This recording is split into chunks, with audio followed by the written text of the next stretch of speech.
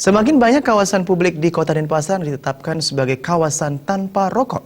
Namun kalangan pendidik menilai pemerintah masih lemah dalam menegaskan regulasi karena kawasan tanpa rokok masih memberikan ruang terbuka bagi perokok.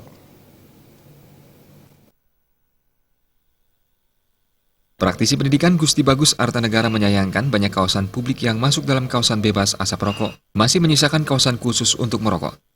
Komitmen dunia pendidikan yang melarang para siswa, guru, dosen, dan jajaran pegawainya merokok semestinya dapat dicontoh pemerintah sebagai sikap tegas memerangi bahaya merokok.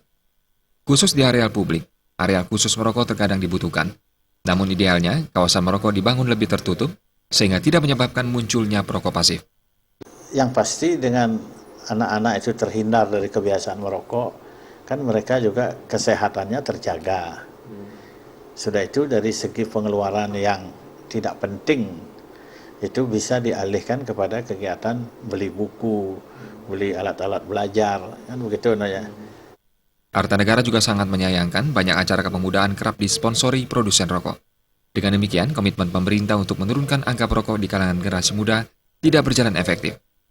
Kedepan, slogan kawasan tanpa asap rokok harus diberlakukan dengan tegas oleh pemerintah bila ingin masyarakat sehat terlepas dari mahal murahnya harga rokok. Suteja dan Joka, Bali TV. Ke depan,